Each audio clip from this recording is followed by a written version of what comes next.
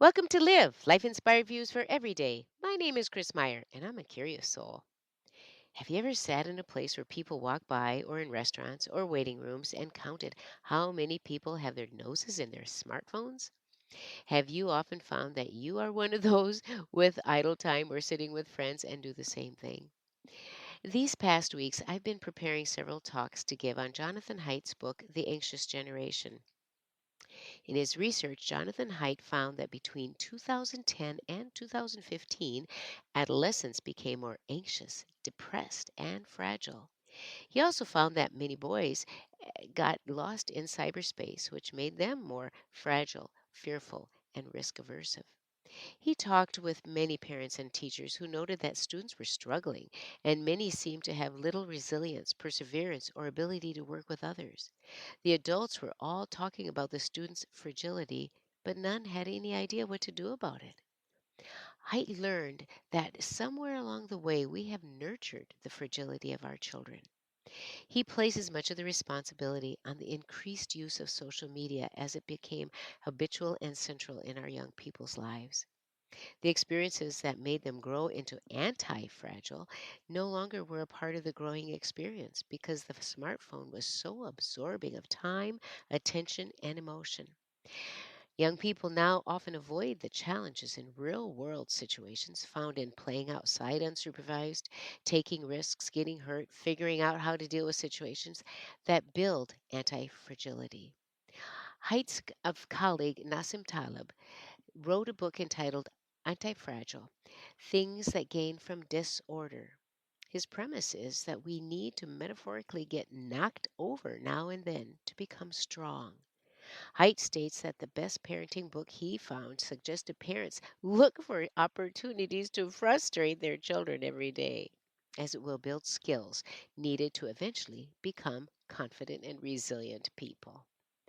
Height's research on the effect of screen addiction seen in people as a result of spending hours and hours scrolling through social media on phones or hours and hours spent playing online games showed that the outcomes are often loneliness, social immaturity, having no direction, and fragile people. The interest in the research to change these trends and reverse the habits formed around our devices is seen in parents, grandparents, educators, businesses, and thankfully students themselves. Isn't it funny how we seem to know when what we are doing is not in our best interest or it negatively affects our lives and those of others? But sometimes we lack the motivation or discipline to make those changes, especially on our own. What makes Jonathan Haidt's book on the effects of too much dependence on our devices so popular is not only the information, but the ideas he has to change the trends and effects.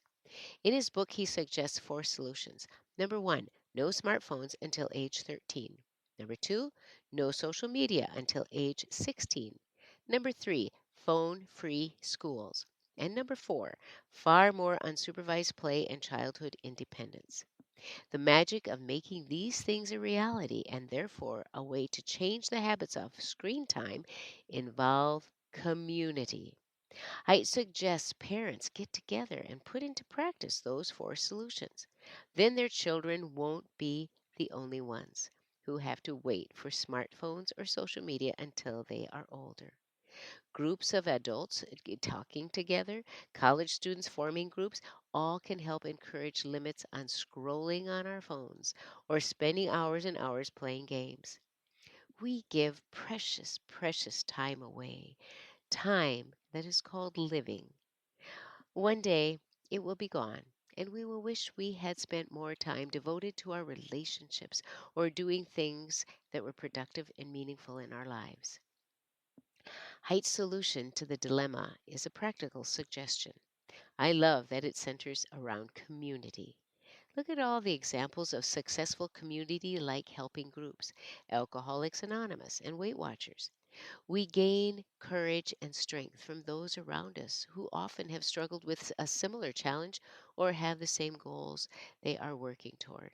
Encouragement is energy, it spreads belief in our souls. These last couple of months, here in Minnesota have proven the importance of coming together in community.